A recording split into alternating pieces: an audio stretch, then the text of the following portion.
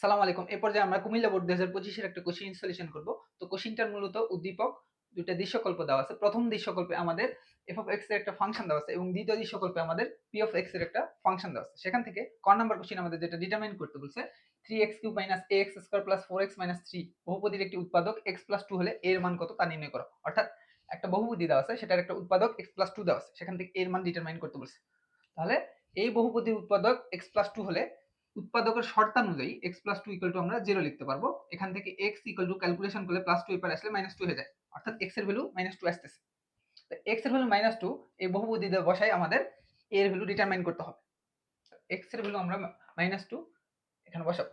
তার আগে আমরা এই বহুপদীটাকে একটা ফাংশন হিসেবে ধরি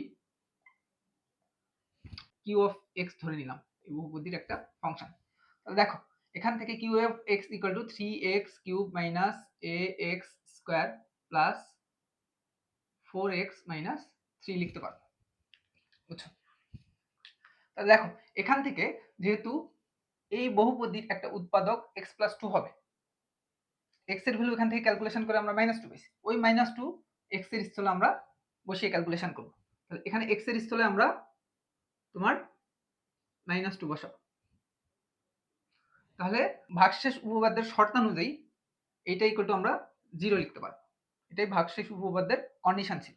তার আগে আমরা একটু ডিফাইন করে দিই যে তোমার x + 2 q of x এর একটি উৎপাদক, x + 2 q of x এর একটি উৎপাদক। এটা আমরা ডিফাইন করে দিলাম যেহেতু কোশ্চেনে x + 2 q of x এর একটা উৎপাদক বলছে। তাহলে ভাগশেষ উপপাদ্যের শর্তানুযায়ী এখান থেকে q of -2 = 0 লিখতে পারবো। এখন আমরা x এর স্থলে -2 বসাই ক্যালকুলেশন করব। দেখো x এর স্থলে আমরা -2 বসাই। এখানে x এর স্থলে -2 বসালে 3 - 2 তার উপর কিউব a x এর স্থলে -2 বসাইলাম প্লাস 4 - 2 -3। রাইট সাইডে আমাদের 0 আছে। তাহলে এইটুকু কাটাছাড়া করে দেখো -24 আসতেছে। এদিকে কাটাকাটি করলে আমাদের -4a, এখানে ক্যালকুলেশন করে প্লাস মাইনাসে -8 -3 = 0। দেখো -24 -8 -3 ক্যালকুলেশন করলে আমাদের -35 আসে। এদিকে আমাদের কত থাকতেছে -4a = 0। দেখো এখান থেকে -35 ওই পার চলে গেলে +35 হয়ে যায়। এদিকে -4a দাঁড়ায়। এর ভ্যালু ডিটারমাইন করব। -4 এর সাথে গুণ আকার আছে, -4 ওই পার চলে গেলে ডিভাইড হয়ে যাবে। এদিকে a দাঁড়াবে। অর্থাৎ এর মান আমাদের -35 / 4 লেখা যাচ্ছে। এটাই আমাদের অ্যান্সার হিসেবে কাউন্ট হবে। কেন? আমাদের হচ্ছে এর ভ্যালু ডিটারমাইন করতে বলছে। এভাবে আমাদের ক নাম্বার কোশ্চেন সলিউশন করতে হবে। এরপর আমরা খ নাম্বার কোশ্চেনের সমাধান করব। খ নাম্বার কোশ্চেন যেটা আমাদের ডিটারমাইন করতে বলছে p of x K 2x + a এবং 2x + b দ্বারা ভাগ করলে ভাগশেষ যদি একই থাকে, যেখানে a not equal to b, তবে দেখাও যে a² + ab + b² + 12a + 12b + 20 = 0। অর্থাৎ p of x K 2x + a দ্বারা ভাগ করব, ভাগ করে একটা ভাগশেষ বের করব। আবার p of x K 2x + b দ্বারা ভাগ করে একটা ভাগশেষ বের করব। বুঝছো? দেখো এট ফার্স্ট আমরা p of x K 2x + a দ্বারা ভাগ করি। তাহলে p of x K 2x + a দ্বারা ভাগ করলে ভাগশেষ হবে p of -a/2। দেখো অর্থাৎ x এর পরিবর্তে আমরা -a/2 প্রদত্ত ফাংশন বসাই দিয়ে যে অ্যান্সারটা পাবো ওইটা হচ্ছে ভাগশেষ।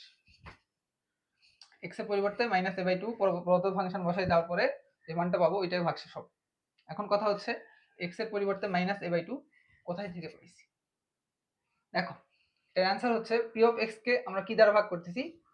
2x + a দ্বারা ভাগ করতেছি। এটা দ্বারা যেহেতু ভাগ করছি, এই পোরশনটা আমাদের ভাজক হবে। আর ভাজক ইকুয়াল টু আমরা ভাগশেষ উপপাদ্য অনুযায়ী 0 লিখতে পারি। ভাজক ইকুয়াল টু ভাগশেষ উপপাদ্য অনুযায়ী 0 লিখতে পারি। এখান থেকে আমরা x এর ভ্যালু ডিটারমাইন করতে পারবো। কিভাবে? 2x ইকুয়াল টু প্লাস এই পারে আসলে মাইনাসে 2 গুণ আকার আছে ওই পারে আসলে ভাগ হয়ে যাচ্ছে। এখান থেকে দেখো একটু খেয়াল করে x এর ভ্যালু -a/2 পাইতেছি। এটা ভাগশেষ উপপাদ্যের একটা condition.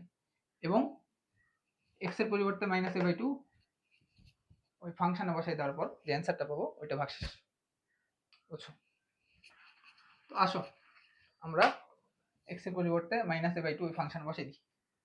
f of -a/2 equal to আমরা যদি বসাই x এর পরিবর্তে -a/2 তারপর হোল কিউব -6 ইনটু -a/2 তারপর whole square plus 5 into -a/2 -3, এটাই আমাদের ভাগশেষ আসছে। এরপর আমাদের p of x K 2x plus b দ্বারা ভাগ করতে বলছে। দেখো p of x K 2x plus b দ্বারা ভাগ করলে ভাগশেষ হবে p of -b/2, অর্থাৎ x এর পরিবর্তে -b/2 ফাংশনে বসাই দেওয়ার পর যে অ্যান্সারটা আসবে ওটা আমাদের ভাগশেষ হবে। তো এখানে x এর পরিবর্তে -b/2 কোথায় থেকে পাইছি? দেখো p of x কে আমাদের 2x plus b দ্বারা ভাগ করছি। তো 2x plus b দ্বারা ফাংশনটাকে ভাগ করছি। তো এই ফাংশনটাকে 2x plus b দ্বারা ভাগ করলে এটা ইকুয়াল টু 0 লিখতে পারো। অর্থাৎ যা দ্বারা ভাগ করছি ওটা ভাজক ইকুয়াল টু 0 লেখা যাবে। এটা ভাগশেষ উপপাদ্যের কন্ডিশন। এখান থেকে 2x ইকুয়াল টু -b লেখা যাচ্ছে। তারপর দেখো 2 টা গুণ আকারে আছে, এই পারে আসলে ভাগ হয়ে যায়। এখান থেকে x এর ভ্যালু -b/2 ডিটারমাইন করছি। এবং a -b/2 ওই ফাংশনে বসাই দেওয়ার পর যে মানটা পাবো ওইটা আমাদের ভাগশেষ হবে।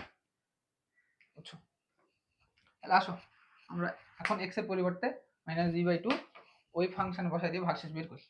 এখান থেকে p of -b/2 আমরা ডিটারমাইন করব, অর্থাৎ x এর পরিবর্তে -b/2 প্রদত্ত ফাংশনে বসা দিব 6 of -b/2 তারপর স্কয়ার প্লাস 5 ইনটু -b/2 -3। তারপর দেখো এখন আমাদের এখানে একটা কন্ডিশন বলছে p of x K 2x plus a R 2x plus b দ্বারা ভাগ করলে ভাগশেষ একই হবে। এই দুইটা ভাগশেষ আমাদের একই হবে ওরা বলছে। এখান থেকে প্রশ্ন মতে p of -a/2 equal to p of -b/2 লিখতে পারতেছি। কেন?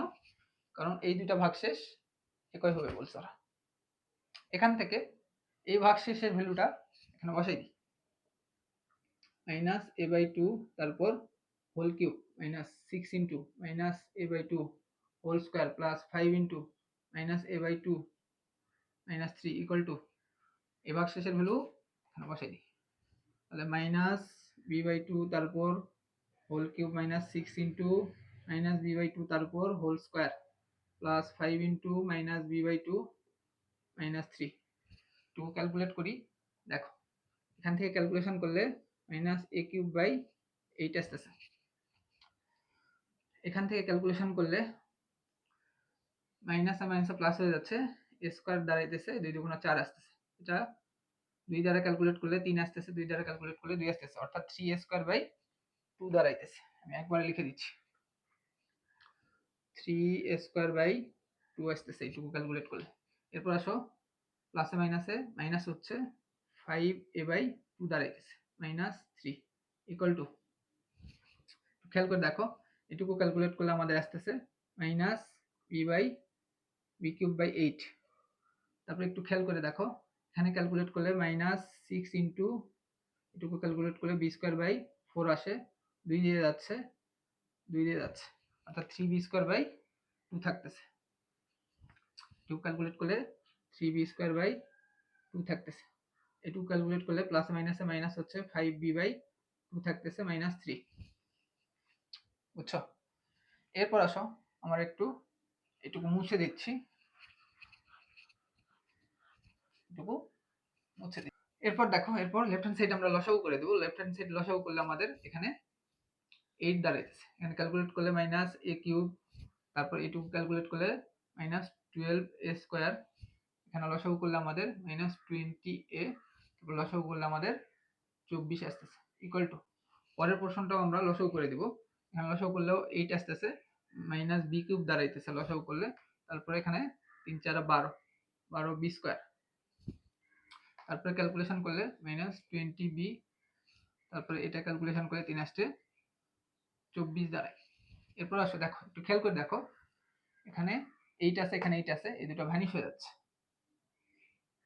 ওই পক্ষকে 8 দ্বারা গুণ করলে এই পোর্শনটা আমাদের কি হচ্ছে, ভ্যানিশ হয়ে যাচ্ছে। এখন আসো এরপরে পুরো লেফট হ্যান্ড সাইডটা ওই পাশে পার করে দিব, এদিকে 0 হয়ে যাবে, তখন মাইনাস a কিউব ওই পার চলে গেলে প্লাস a কিউব দাঁড়ায়, ওই পার আগে থেকে মাইনাস b কিউব ছিল। তারপর দেখো মাইনাস 12a স্কয়ার ওই পার চলে গেলে প্লাস 12a স্কয়ার দাঁড়ায়, ওইদিকে আগে থেকে মাইনাস 12b স্কয়ার ছিল। মাইনাস 20a ওই পার চলে গেলে প্লাস 20a, এখানে আগে থেকে মাইনাস 20b ছিল, আমরা সাজাই লিখতেছি সবগুলো। তারপরে দেখো এখানে মাইনাস 24 ওই পার চলে গেলে প্লাস 24, আর এদিকে আগে মাইনাস 24 ছিল, এটার এটা চলে যাচ্ছে। আমাদের এই পোর্শনে থাকতেছে কত, a cube minus b cube, যেটা ফর্মুলা অ্যাপ্লাই করা যায়। a কিউব মাইনাস b কিউবের ফর্মুলা কি, a minus b into a square plus ab plus b square. তারপর দেখো এখান থেকে প্লাস 12 কমন যায়, থাকবে কি a square minus b square. দেখো এই পোর্শনটা আমাদের a square minus b square formula apply করা হচ্ছে। a square minus b square formula কি, a plus b into a minus b, এটুকু তো ক্যালকুলেট করলাম। এখন এটুকু আছে, এখান থেকে দেখো 20 কমন যাচ্ছে, এখান থেকে 20 কমন গেলে a থাকে, এখান থেকে 20 কমন গেলে মাইনাস b থাকে। এই পোর্শনটা জিরোটা আমরা একটু ওই পাশে রাখতেছি। এখন আসলে দেখো একটু খেয়াল করে, এই পোর্শন আর এই পোর্শন থেকে a মাইনাস b কমন যাচ্ছে, a মাইনাস b কমন যাচ্ছে, তার এখান থেকে a মাইনাস b কমন গেলে এই পোর্শনটা থাকে a square plus ab plus b square. এখান থেকে a মাইনাস b চলে গেলে এখন থাকতেছে কত, 12a গুণ করে দিচ্ছি, একবারে লিখতেছি 12b থাকতেছে। তারপরে দেখো এখান থেকে a মাইনাস b চলে গেলে আমাদের প্লাস 20 থাকে ইকুয়াল টু 0। তো খেয়াল করে দেখো এই দুটা রাশি ইনটু আকার আছে, ওই পার 0 আছে, তাহলে আমরা সহগ সমীকৃত করতে পারবো, অর্থাৎ a minus b equal to 0 লিখতে পারবো একবার, আর একবার এই পুরো পোর্শনটা ইকুয়াল টু 0 লিখতে পারবো। সহগ সমীকৃতর শর্ত তো এটাই ছিল, তাই না?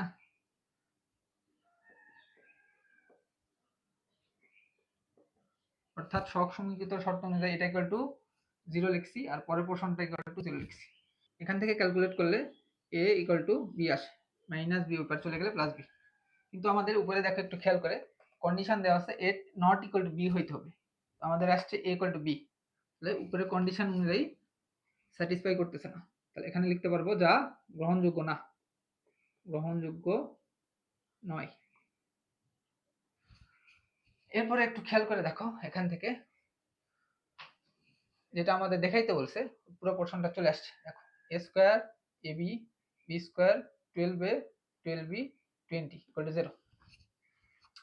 তাহলে আমাদের কাঙ্ক্ষিত অ্যান্সার চলে আসছে, এখানে জাস্ট আমরা শর্ট লিখে দেব ফিনিশিং লাইন হিসেবে। এভাবে আমাদের কোশ্চেনটার সলিউশন করতে হবে। এই পর্যায়ে আমরা গ নম্বর কোশ্চেনের সমাধান করব। গ নম্বর কোশ্চেন আমাদের যেটা ডিটারমাইন করতে বলছে x - 2 divide by f of x কে আংশিক ভগ্নাংশে রূপান্তর করো। এখানে একটা ভগ্নাংশ দেওয়া আছে, যে ভগ্নাংশটার আমাদের আংশিক ভগ্নাংশে রূপান্তর করতে বলছে। তো ভগ্নাংশ যেটা দেওয়া আছে তার ফার্স্ট আমরা লিখে ফেলি। দেওয়া আছে x - 2 divide by f of x। তো খেয়াল করে দেখো, হরের পোর্শনের f of x এর ভ্যালু উদ্দীপকে দেওয়া আছে, তো উদ্দীপকের ভ্যালুটা আমরা এখানে বসাই দিই, অর্থাৎ f of x এর ভ্যালু এখানে বসাই দিই। f of x এর ভ্যালু আমাদের x plus 1, f of x এর value x plus 1 into x square plus 2 দেওয়া আছে। দেখো এই ভগ্নাংশটার আমাদের আংশিক ভগ্নাংশে এখন কনভার্ট করব। এখান থেকে দেখো ধরি x - 2 divide by x plus 1 into x square plus 2, এই ভগ্নাংশের আংশিক ভগ্নাংশে কনভার্ট করার জন্য এখানে তিনটা টার্ম দিব। তারপর ভগ্নাংশটা প্রকৃত নাকি অপ্রকৃত সেটা আমাদের চেক করে নিতে হবে। তো প্রকৃত অপ্রকৃত চেক করার জন্য লবের ক্ষেত্রে x এর সর্বোচ্চ পাওয়ার যা আছে সেটা লিখে ফেললাম। এখানে লবের ক্ষেত্রে x এর সর্বোচ্চ পাওয়ার 1 আছে, এবং হরের ক্ষেত্রে x এর সর্বোচ্চ পাওয়ার কত আছে সেটা জাস্টিফাই করার আগে x ইন্টু এক্স স্কোয়ার এটা গুণ করে ফেলি, এটুকু গুণ করলে এক্স কিউব আসে, অর্থাৎ হরের ক্ষেত্রে x এর সর্বোচ্চ পাওয়ার 3 আসতেছে। এখানে দেখো লবের পাওয়ার আর হরের পাওয়ার কম্প্যারিজন করলে আমাদের লবের পাওয়ারটা ছোট হচ্ছে হর থেকে, কিন্তু ছোট হচ্ছে সেহেতু আমাদের এই ভগ্নাংশটাকে প্রকৃত ভগ্নাংশ হিসেবে বিবেচনা করতে পারবো। তো প্রকৃত ভগ্নাংশে আংশিক ভগ্নাংশে কনভার্ট করার জন্য হরের যে রাশি বা ফাংশন আছে ওগুলোকে আমরা সেপারেট করে দুইটা ভগ্নাংশের হরে লিখে ফেলবো, মাঝে প্লাস দিব, এখানে x এর ঘাত 1 এক ঘাত বিশিষ্ট সেহেতু এখানে a লিখবো, এখানে x এর ঘাত 2 দ্বিঘাত বিশিষ্ট সেহেতু আমাদের এখানে bx প্লাস c হিসেবে ডিফাইন করে দিতে হবে। এটাকে আমরা 1 নম্বর সমীকরণ হিসেবে বিবেচনা করলাম। তো আমাদের মূল ভগ্নাংশের আংশিক ভগ্নাংশ মেইনলি এইটাই, এটা আমাদের অ্যান্সার হিসেবে বিবেচনা হবে। জাস্ট আমাদের সেপারেট করে a b আর c এর ভ্যালু বের করব ক্যালকুলেশন করে, তারপর a b আর c এর ভ্যালু এখানে বসাই দিলে আমাদের অ্যান্সার চলে আসবে। আমাদের টার্গেট এখন a b c আননোন কোয়ান্টিটির ভ্যালু ডিটারমাইন করা। তো a b আর c এর ভ্যালু ডিটারমাইন করার জন্য এই সমীকরণটা আমাদের ভগ্নাংশ আকারে আছে, সমীকরণটাকে আমরা একটু নরমালাইজ করে ফেলবো, ভগ্নাংশে আর রাখবো না। সেজন্য 1 নম্বর যে সমীকরণটা আছে 1 নম্বর সমীকরণের উভয় পক্ষে এটার হর যা আছে তা দ্বারা গুণ করব, অর্থাৎ x plus 1 into x square plus 2 দ্বারা গুণ করব, গুণ করে তাহলে দেখো এই সমীকরণের প্রত্যেকটা পদকে এটা দ্বারা গুণ করব। প্রথমে যেটা আছে লেফট সাইডে এই ভগ্নাংশটাকে আমরা এটা দ্বারা গুণ করে ফেলি, এই ভগ্নাংশ যা আছে তা লিখে ফেলি x minus 2 divide by x plus 1 into x square plus 2 এটা দ্বারা গুণ করব বলছি, এটার ভ্যালু আমরা এখানে লিখে ফেলি। তারপরে দেখো এখানে কাটাছাড়া করলে আমাদের চলে যাচ্ছে, থাকে কত x মাইনাস 2, এইটুকু সাথে এটা গুণ করলে আমাদের x মাইনাস 2 দাঁড়ায়, মাঝে এখানে ইকুয়াল দিলাম। তো ক্যালকুলেশনের সময় আমাদের আর 3টা টার্ম দিতে হয় না, এখানে 2টা টার্ম দিলে হয়। দেখো এরপর এই ভগ্নাংশটাকেও আমরা এটা দ্বারা গুণ করব, এটা দ্বারা গুণ করে ফেলি x plus 1 into x square plus 2, এটার এটা চলে যাচ্ছে, আমাদের থাকতেছে a into x square plus 2, মাঝে প্লাস আছে, এই ভগ্নাংশটাকেও আমরা এটা দ্বারা গুণ করব, bx plus c divide by x square plus 2, এটাকে আমরা এটা দ্বারা গুণ করে ফেলি। তারপর দেখো এটুকু কাটাকাটি করলে আমাদের এটার এটা চলে যাচ্ছে, থাকতেছে কত bx plus c into x plus 1। আমরা বলছিলাম 1 নম্বর সমীকরণ ভগ্নাংশ আকারে আসে, সেটা ক্যালকুলেশনের সুবিধার্থে আমরা ভগ্নাংশ আর রাখবো না, নরমালাইজ করে ফেলবো। তো দেখো নরমালাইজ হয়ে গেছে, এটাকে আমরা 2 নম্বর সমীকরণ হিসেবে বিবেচনা করলাম ক্যালকুলেশনের সুবিধার্থে। এখন আমাদের a b c এর ভ্যালু বের করা দরকার। a b c এর ভ্যালু বের করার জন্য মেন যে ভগ্নাংশ আছে ওইটার হরের ভ্যালুকে আমরা সহগ সমীকৃত করে ফেলবো। হর কি আছে x plus 1 into x square plus 2, সহগ সমীকৃত করার জন্য এখানে 0 লিখবো, তারপর এখান থেকে x প্লাস 1 ইকুয়াল টু 0 লিখতে পারবো, x square plus 2 equal to 0 লিখতে পারবো, এখান থেকে x ইকুয়াল টু প্লাস 1 ওপর চলে গেলে মাইনাস 1 আছে, আর এখান থেকে x square equal to plus 2 ওপর চলে গেলে মাইনাস 2 হয়, x এর ভ্যালু এখান থেকে আমরা ডিটারমাইন করব, স্কোয়ার উপর চলে গেলে রুট হয়ে যায়, তো রুটের ভ্যালু মাইনাস অবাস্তব সংখ্যা, সেটা আমাদের গ্রহণযোগ্য হবে না। তাহলে আমরা x এর ভ্যালু মাইনাস 1 এই সমীকরণে বসাবো, বসিয়ে a b আর c এর ভ্যালু যে কোনো একটা আননোন কোয়ান্টিটি বের করব।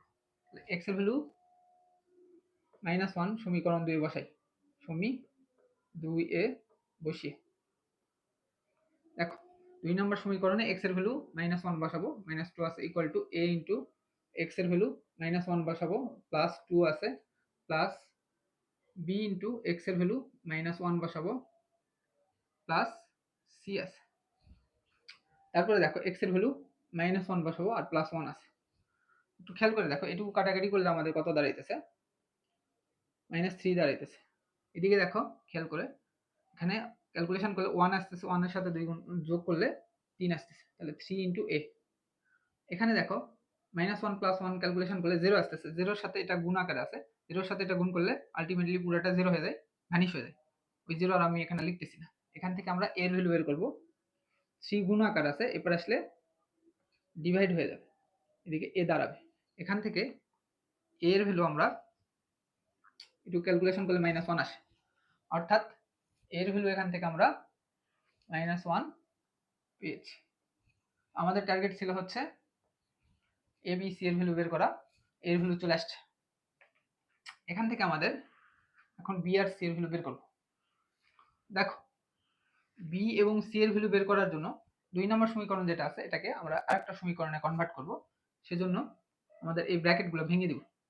দেখো এইদিকে যা আছে তাই রেখে দিলাম, এখানে ব্র্যাকেট ভেঙে দিলে a ইনটু এক্স স্কয়ার দাঁড়ায়, a ইনটু 2 গুণ করলে 2a আসে, প্লাস bx ইনটু x করলে bx স্কয়ার, bx ইনটু 1 করলে bx দাঁড়ায়, c ইনটু x করলে cx, c ইনটু 1 গুণ করলে c।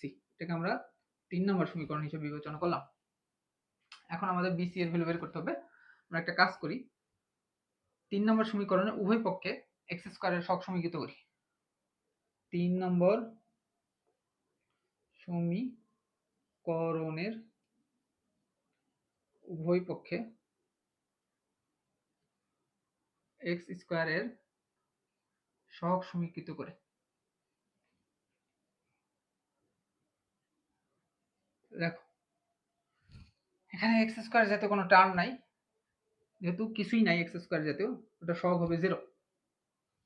তারপর আসো এদিকে x স্কয়ারের সহগ a আছে, x স্কয়ার এখানে নাই, এখানে x স্কয়ার আছে, x স্কয়ারের সহগ b আছে। আমরা জাস্ট x স্কয়ারের সহগ সমীকৃত করছি, আর কোনো x স্কয়ার জাতীয় টার্ম নাই।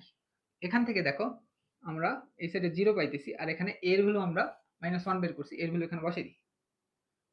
তাহলে এখান থেকে আমাদের -1 এবার আসলে +1 হয়ে যায়, এদিকে b দাঁড়ায়, b এর ভ্যালু আমরা +1 পেয়েছি। এরপর আমরা তোমার c এর ভ্যালু বের করব। তো c এর ভ্যালু বের করার জন্য 3 নম্বর সমীকরণ থেকে এখন x এর সহগ সমীকৃত করব। 3 নম্বর সমীকরণে উভয় পক্ষ থেকে x এর সহগ সমীকৃত করে c এর ভ্যালু ডিটারমাইন করব।